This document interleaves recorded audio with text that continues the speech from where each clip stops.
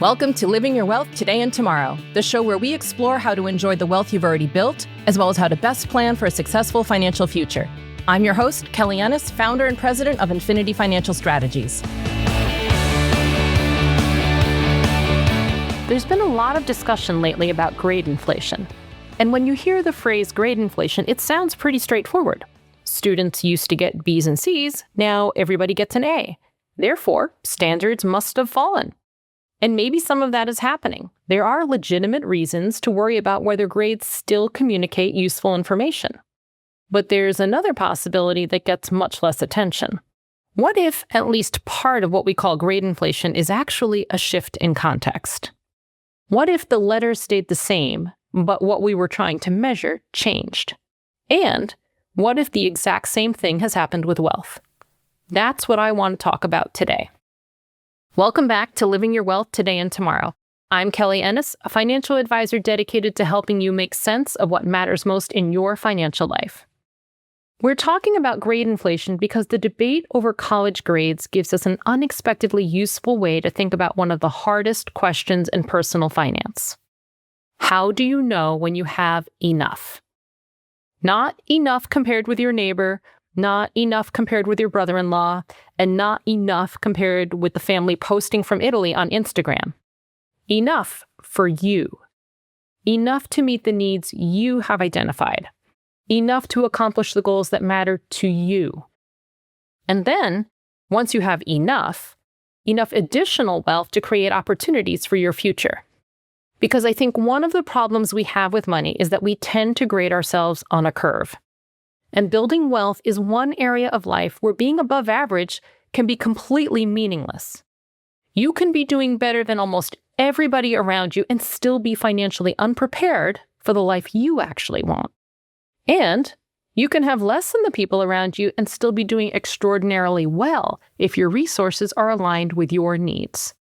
Your wealth should not be graded on a curve. So, what is a grade supposed to mean? Let's start with college. Imagine a student takes an exam and answers 40% of the questions correctly. That sounds terrible. But suppose everybody else answers only 30% correctly. If the professor grades strictly on a curve, that 40% might earn an A. Not because the student mastered the material, but because the student knew more than everyone else. Now imagine another student answers 97% correctly, but everyone else gets 100%. Under a curve, a relative system, that student could receive a mediocre grade despite understanding almost all of the material. Those are two fundamentally different philosophies of measurement. One asks, how well did you do compared with everyone else? The other asks, how well did you learn the material? Those questions are not interchangeable, and yet we often talk about grades as though they are. That distinction matters when people start talking about grade inflation. Harvard has recently been at the center of that debate. In the 2024-25 academic year, Harvard reported that 66% of undergraduate grades were A's, and 84% were either A's or A minuses. In May of 2026, Harvard's Faculty of Arts and Sciences approved a policy that will, beginning in the fall of 27, generally limit A grades in a course to 20% of students plus 4 additional students. Now, those numbers certainly sound dramatic. If 2/3 of the grades are A's, it's reasonable to ask whether an A still conveys useful information. But before we decide that the solution is simply fewer A's, there is a question that needs to be asked. What information do we want the A to convey? Do we want it to tell us that a student mastered the material? Or do we want it to tell us that a student mastered the material better than most other students? Because those are different things. If the students in a course are unusually strong and half of them genuinely demonstrate excellent mastery, but only a fraction are allowed to receive A's, then the grade necessarily becomes comparative. We're no longer asking only, did you meet the standard? We're also asking, where did you rank? None of this means that grade inflation isn't real. If professors lower expectations or give high grades for mediocre work, that is a genuine problem. But an increase in A's by itself doesn't tell us why it happened. It could mean lower standards. It could also mean stronger students, better instruction, different assessments, or a shift from ranking students towards measuring mastery. Context matters. The measurement mechanism matters. And that distinction between the visible number and the underlying mechanism is exactly where this becomes a financial conversation. There's an old criticism of grading on a curve that I remember hearing in connection with engineering. The idea was basically this.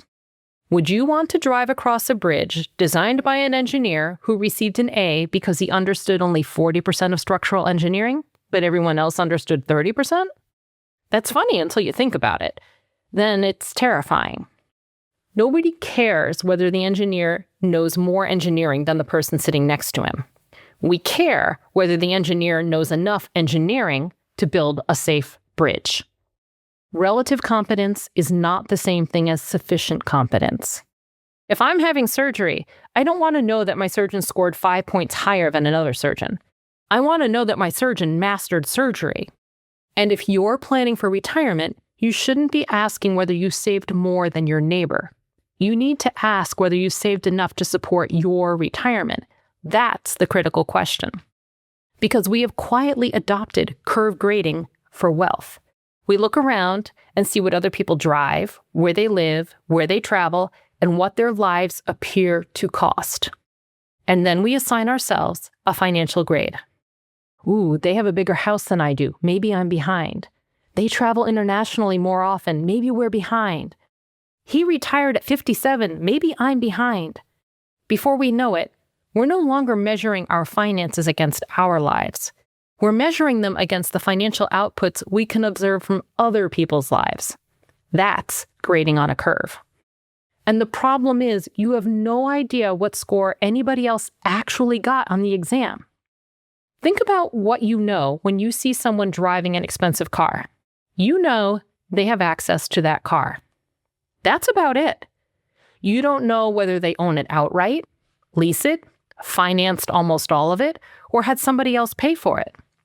You don't know whether the car represents a tiny fraction of their wealth or whether the payment strains their monthly budget. The same is true when someone posts photos from a luxury resort. You know they went on a trip. You don't know what happened financially before or after the picture. Yet, we constantly use these incomplete pieces of evidence to estimate other people's wealth. Then we use those estimates to decide how wealthy we should feel. That is an absurd grading system. It's like taking an exam where everyone gets different questions and then estimating your grade by watching what shoes the other students wear when they leave the room. But we do it every day with money, and the comparison set has changed dramatically. Your neighborhood used to be the curve. If we go back to the 1970s, conspicuous wealth certainly existed. People compared houses, cars, clubs, clothing, restaurants, vacations. Human beings did not invent status competition when Instagram launched. But there was a natural limit on the number of people you could compare yourself with. Your comparison set was largely geographic. Your neighborhood, your workplace, your social circle, maybe celebrities you saw in magazines or on television. And even celebrity wealth had distance built into it. You could see Elizabeth Taylor wearing diamonds and understand that a movie star did not represent your peer group. Today, your comparison group is potentially the entire world. You can wake up, open your phone, and within 5 minutes, see someone having breakfast in Paris, somebody renovating a multi-million-dollar home, somebody flying first class to Tokyo, and somebody retiring at 42. Your brain was not built for this. For most of human history, if you encountered someone's lifestyle regularly, that person probably lived somewhere near you. Now, the wealthiest and most visually interesting fragments of millions of lives are compressed into one screen. And here's the important part. Your brain experiences the feed as normal. Not just statistically normal, psychologically normal. What you repeatedly see starts becoming part of the context in which you evaluate yourself. so the curve you're grading on expanded. In the 1970s, maybe you were comparing yourself with a few dozen households. Today, you can compare yourself with a few dozen before breakfast. And the algorithm isn't showing you a statistically representative sample of financial life. It shows what photographs well. And that is one of the most important financial context shifts of the last 50 years. We moved from local comparison to global comparison, from occasional visibility to continuous visibility. And that changes what normal looks like. Travel is a particularly good example. International travel existed in the 1970s, of course, but it was less common and dramatically less visible. You could take a wonderful trip to Italy. Maybe your friends heard about it, maybe you showed them photographs when you came home. The trip was primarily an experience. Today, that experience has a second life. The trip happens in Italy, and then the trip happens again online. And that second version has an audience. Americans made roughly 24 million trips to Europe in 2025, a new record. For many affluent households, international travel has evolved from a rare event into a normal part of the lifestyle. That changes the curve. Suppose when you were a child, your family drove to the beach once a year. That might be your original definition of a successful family vacation. We can afford to go somewhere. Then you become successful. You travel farther, you travel more often. Eventually, international travel feels normal rather than extraordinary. Then you follow somebody online whose children have been to 25 countries. Suddenly, your own travel can start to feel ordinary. Nothing necessarily happened to your wealth, your reference point moved. This is one reason more money does not automatically produce more feelings of wealth. You keep changing the definition of normal. Housing has changed in similar ways. A generation ago, the obvious signal of wealth might simply have been a larger house in a nicer neighborhood. Today, the house is also a visual product. The kitchen, bathroom, closet, and backyard can become part of an aesthetic standard that is constantly reinforced online. Again, there's nothing wrong with having a beautiful home. If you love cooking and a great kitchen adds genuine value to your life, fantastic. The financial problem isn't the kitchen. The financial problem is unexamined escalation. It's when something moves from, oh, that would be lovely, to people like us are supposed to have that. That phrase, whether you use those exact words or not, people like us, is where the curve enters the conversation. People like us live in this neighborhood. People like us travel this way. People like us send our kids to that school. People like us don't drive that kind of car anymore. Sometimes the people like us part is just implied. You've just become used to it. And that can happen at almost any income level. It isn't just keeping up with the Joneses. It's keeping up with your evolving definition of who the Joneses are. Now, this brings us to lifestyle creep. Lifestyle creep is usually described as if it's a character flaw. You make more, you spend more, and that's supposedly bad, right? But that's too simplistic.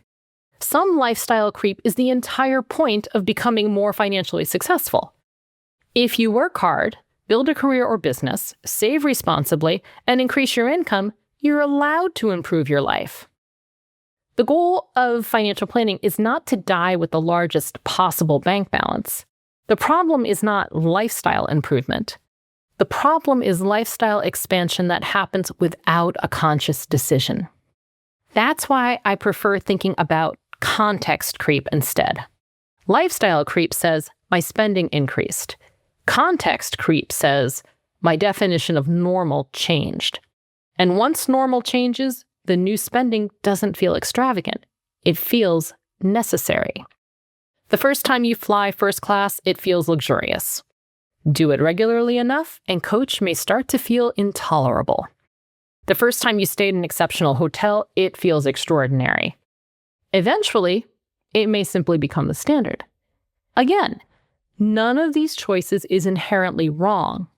But if your financial life now requires more money to produce the same subjective feeling of normalcy, you need to be aware of it. That's financial grade inflation. Your score improved, but then the grading scale moved. We also have to distinguish lifestyle creep from something else. Sometimes you need more money today simply because things cost more. That's not psychological. That's math. Your money story probably began when you were really young.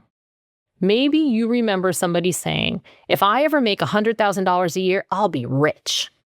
And that number stayed in your head. But the number in your mind remained static while the economy moved. The psychological anchor stayed in the past. Your grocery bill did not. Your insurance bill did not. Housing costs certainly did not. So, one reason wealth is hard to define is that we're dealing with two moving targets at once. There is internal context shift. Your lifestyle and expectations change. And there is external context shift. Prices and markets change. Sometimes we confuse the two. People criticize themselves for lifestyle creep when what they're really experiencing is inflation. Other times, they blame inflation for spending increases that actually reflect a much more expensive lifestyle. Both things can be true. Prices increased, and your definition of normal increased. Good financial planning requires that we separate them. Now, here's the tricky part.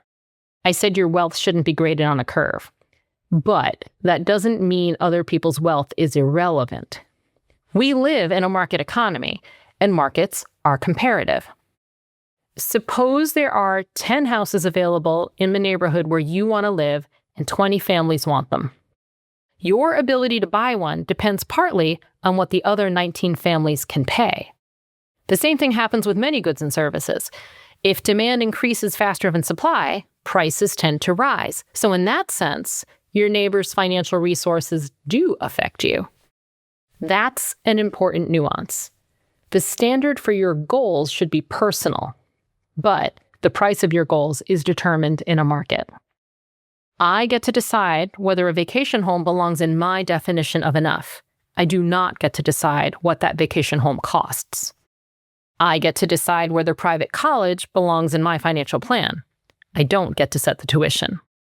Your financial plan exists at the intersection of personal values and market pricing. That's why enough has to be updated periodically. Not because you failed, but because context changes. Now, this is the part of the grade inflation analogy I find most interesting. Most of us can understand the context shift in grading pretty easily. You can explain, in one system, the professor is ranking students against one another.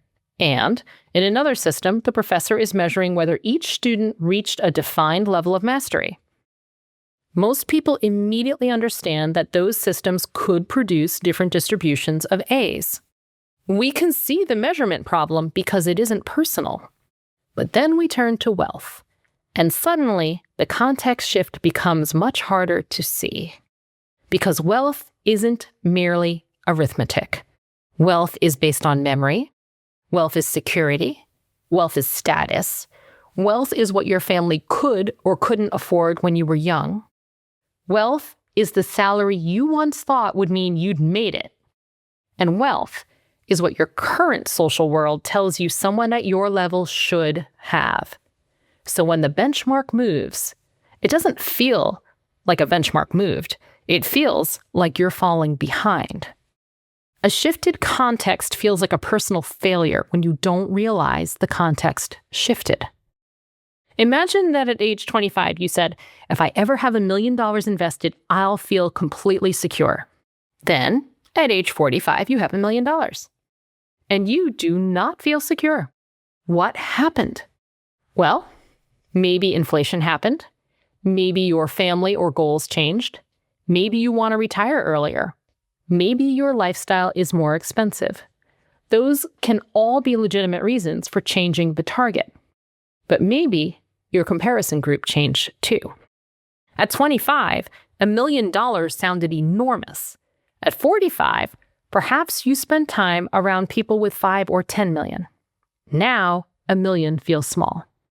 If you don't identify which explanation applies, you can't solve the problem. If your goals changed, update the plan. If prices changed, update the numbers. But if only your comparison set changed, maybe the plan is fine. Maybe what needs adjustment isn't your net worth. Maybe it's your grading system. Let's return to the student who knew 40% of the material. If everybody else knew 30%, that student could rank first. But knowing 40% of structural engineering isn't enough to build the bridge. Financially, the same thing can happen. Suppose you need $3 million to fund your retirement and you have $1 million. Your neighbor's $500,000. Congratulations, you won the curve. You still don't have enough for your plan. Or suppose you earn substantially more than almost everyone you know, but you also spend more than you earn. Again, what grade are we assigning? Income? Very high. Financial sustainability? Not so high. This is one of the most useful conversations in financial planning, where we discuss that wealth is a description, enough is a calculation. You can be wealthy and not have enough for everything you want. You can have enough without looking wealthy. You can be richer than your neighbor and be financially fragile. The curve cannot answer the question. So what does enough actually mean? I think enough needs to be built in layers. The first layer is basic financial stability. What does it cost to keep your life functioning? The second layer is resilience. Do you have enough liquidity, insurance, and flexibility to handle life when it doesn't go according to plan? Then comes another layer, independence. Could you leave a terrible job? Could you absorb a business downturn? Could one spouse stop working temporarily? Could you say no to something because you have the financial flexibility to do so? Financial independence begins before retirement. It begins when money gives you choices. And then we get to the most personal layer, your chosen life. What kind of retirement do you want? What kind of home? How much travel? What kind of support do you want to be able to provide to family? How important are philanthropy, education, business opportunities, or legacy? None of those things is required in everyone's definition of enough, but they belong in yours if you choose them. That's the critical step. Choose the exam before you grade yourself. Otherwise, the world will choose it for you. Now, some people hear the word enough and imagine that I'm describing austerity. Figure out the minimum, save exactly that much, then stop. That's not what I mean. Enough is the foundation, not necessarily the ceiling. There is enormous value in building wealth beyond enough, because extra wealth creates future opportunity, and the future is uncertain. Maybe your child wants to start a business. Maybe you want to retire earlier. Maybe an investment opportunity appears. Maybe someone you love needs help. Or maybe you discover a philanthropic cause that becomes deeply important to you. Wealth beyond enough means your future self has choices your present self can't even imagine yet. And here's something really important but often gets lost. There's a difference between accumulating money because you can't define enough and accumulating money because you have defined enough and deliberately want to create a margin above it.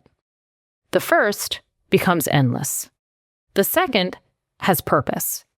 You can say, our core plan works at this level. Then, everything above that increases flexibility, generosity, resilience, and opportunity. That is psychologically very different from, I need more because somebody else has more, or even, I need more because I have to keep up. One produces freedom. The other produces a treadmill. If your definition of wealth is comparative, there is no finish line. There will always be someone with more. If you have $1 million, someone has 5 million. If you have 5 million, somebody has 50 million. And if you have 50 million, somebody has 1 billion. You cannot win an absolute game by playing a relative game. This is another reason I like the mastery analogy. Under mastery grading, everybody could theoretically receive an A. If everyone demonstrates mastery, everyone gets the grade. Your success does not require somebody else's failure. That's a beautiful model for personal finance. If you have enough for your life and I have enough for mine, neither of us loses. Your retirement does not become unsuccessful because my retirement account is larger. Your vacation does not become less enjoyable because somebody else took a more expensive one. Your paid-off car doesn't suddenly become unreliable because somebody drove past you in a Bentley. The comparison creates the dissatisfaction or the feeling that you're not successful enough, not the object. I don't want the takeaway to be that high grades don't matter, or that every student should automatically receive an A. The standard still matters. If an A means mastery, then an A should require mastery. If the material is difficult, students should have to learn difficult material. We should not lower the mastery threshold simply because mastery is hard. But if a large percentage of students genuinely reach that threshold, why should we be upset that a large percentage receives an A? The purpose of education should not be to manufacture scarcity in the letter A. The purpose should be learning. And the same principle belongs in financial planning. The purpose isn't to manufacture a ranking. The purpose is financial capability. Can your resources support your needs? Can they support your goals? Can they absorb shocks? Can they provide the future choices you want? If yes, that's mastery. Nobody needs to get poorer for you to pass. But don't confuse a lower bar with mastery. We shouldn't use mastery as an excuse to pretend standards don't matter. If a school once required students to demonstrate real understanding for an A and now gives A's for mediocre work, that is grade inflation in the meaningful sense. The letter stayed the same, the standard fell. There is a financial equivalent. Sometimes we reassure ourselves by saying, I have saved more than most people my age. Maybe, but does it fund your retirement? My income is very high. Great. Are you saving enough? My house has appreciated dramatically. Super. Can your financial plan support your spending? Comparison can let us hide behind a rank. You can be at the top of the class and still not know the material. You can have a high income and still be financially fragile. You can have a 7-figure net worth and still have no coherent plan. Wealth mastery means the system works, not that the number impresses someone. So, if we're not grading our wealth on a curve, what do? We define the material. Imagine you're writing the syllabus for your financial life. What does mastery require? Start with what your life actually costs, and then ask which parts of your spending are necessary, which add genuine value, and which have simply become habit. Then define the major goals. Perhaps retirement, maybe education goals, housing, travel, legacy, control of your own time, whatever matters to you. Then price those goals honestly. If your desired retirement lifestyle costs $180,000 per year, don't pretend it costs $100,000 just because $100,000 sounds more reasonable. If you want a second home, include the second home. If you don't want to deal with a second home, don't add one just because everybody in your social group is buying one. That's the beauty of mastery-based financial planning. The syllabus is yours. You write it, and you decide what to pursue. Now that you're designing your own goals, you can measure. How well am I saving? Are your investments appropriate for what the money needs to do? Are you on track for the retirement you actually want? Could I easily recover from a financial setback? Those questions produce useful grades. How does my net worth compare with another person my age? Might be interesting, but it's secondary because the other person isn't living your life. Different families have different expenses, goals, timelines, obligations, and sources of income. One number cannot grade all of them. And a good financial plan is not frozen forever. Families change, careers change, markets move, prices and priorities change. You change. So yes, your definition of enough should change. But when the number changes, know why. Did the cost of your goals increase? Did you add a goal? Did retirement move earlier? Did you discover something you genuinely value and deliberately choose to spend more on it? Or did your number increase because you spent 3 years surrounded by people who have more money? That's different. The number can go up, but make sure it earned its way into the syllabus. One of the most powerful things about defining enough is that it can give you permission. For some people, the problem isn't overspending. It's being unable to spend. They spend decades saving. They become very successful. They have more than enough. But emotionally, they're still operating from the financial context of childhood or from an earlier stage of their career. Their balance sheet moved. Their internal context didn't. For those people, defining enough can create permission. Yes, you can take the trip. Yes, you can retire. Yes, you can help your children. Yes, you can make the gift. The plan works. That's one of the nicest things about mastery. Once you know the material, once you know the plan works, you don't have to keep taking the same test forever. Now, enough can also create a warning. For other people, the calculation works the opposite way. They look wealthy, they earn a lot, they own expensive assets, their life communicates financial success. Then we run the numbers, and the plan doesn't work. The spending is too high, the savings are too low, the risks are too concentrated. They're receiving an A on the social curve, but they're not mastering the material. That can be uncomfortable. Yet it's much better to discover that while you still have time to change it. Again, think of the bridge. I don't care whether my bridge is sturdier than the bridge next door. I care whether it can safely carry the load. Your financial life has a load. Your lifestyle, your obligations, your future goals, your risks. The question is whether your resources can carry it. So this brings us back to where we started. When people say grade inflation, they're usually describing a distribution. There are more A's. Okay, but the distribution is just evidence. It isn't necessarily a diagnosis. We still have to ask what changed underneath it. Did mastery improve? Did standards fall? Did we change the way we're measuring learning? The same goes for wealth.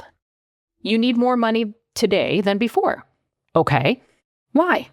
Did prices rise? Did your goals change? Did your lifestyle change? Did the market price of things you value increase? Or did your reference group change? Those causes demand different responses. If inflation raised the cost of your life, save more. If your goals expanded, calculate the new requirement. If your lifestyle expanded intentionally and you can afford it, enjoy it. But if your expectations expanded because constant exposure to other people's wealth redefined what feels normal, then perhaps the financial plan doesn't need to change as much as the context does. We have to understand the cause before prescribing the solution. Another thing to consider, because I often hear people ask how they're doing compared to the average household. Wealth mastery has nothing to do with being average. Average statistics can still be useful. Income percentiles, median savings, and spending benchmarks help us understand context. But benchmarks are diagnostic tools. They're not life goals. If the average person is inadequately prepared for retirement, being slightly above average does not mean you're prepared. And if everybody around you is buying something they cannot comfortably afford, joining them doesn't make the purchase affordable. That's one danger of curve grading. Everybody can be wrong together. The crowd does not determine whether your plan works. Now, all this being said, I also want to make room for ambition. I am not telling you to stop wanting things. Want the beach house. Want the extraordinary trip. Want to build generational wealth. There's nothing inherently virtuous about wanting less. The important distinction is between I need more in order for my financial life to work, and I want more because I would enjoy what more allows me to do. Those are both legitimate statements. but they're different. The first defines enough. The second defines opportunity. When we confuse them, desire becomes anxiety. If we don't separate them, everything we want starts feeling like something we need, and then there's never enough. So let's go back to the grade inflation analogy. In education, there is a major difference between you are better than the other students and you've mastered the material. In wealth, there's a major difference between you have more than the other people and you have enough for your life. Being better than the person sitting next to you is a ranking. Mastery is a standard. Having more money than your neighbor is a ranking. Financial independence is a standard. A curved grade tells you where you stand inside a group. A mastery grade tells you whether you can do what the course was supposed to teach you to do. And a financial plan should do the same thing. It should tell you whether your resources can do what you need them to do. The context around college grades has changed. The context around wealth has changed too. Prices changed, markets changed, expectations changed. Technology and social media changed the size of the group we compare ourselves with.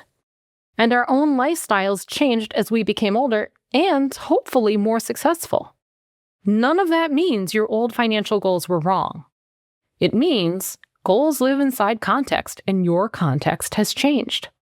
So update them, but update them consciously.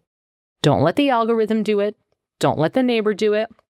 Don't let some stranger's beautifully photographed life do it. Write your own syllabus. Define the material. Define the standard. Calculate what enough means for you and meet that standard first. Then build wealth beyond enough. Not because you're losing the competition, but because additional wealth creates additional opportunities. And remember that the person with more money or who appears to have more money isn't necessarily doing better. Just like the student at the top of a curve hasn't necessarily mastered the subject, your neighbor could have more, your coworker could have more. Everyone you follow online could appear to have more. None of that tells you whether your financial life works. Your wealth should not be graded on a curve, because at the end of the day, nobody else is taking your exam.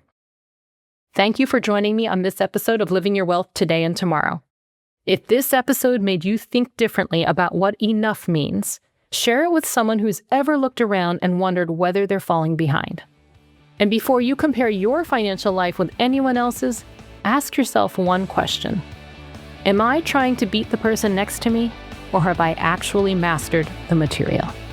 Thanks for listening to this episode of Living Your Wealth Today and Tomorrow. This podcast is for educational and informational purposes only. It is not tax, legal, or investment advice. Seek guidance from your legal and financial professionals before acting. For more insights on planning for your financial future, follow me on LinkedIn. And for more information on Infinity Financial Strategies, visit our website at infinityfinancialstrategies.net.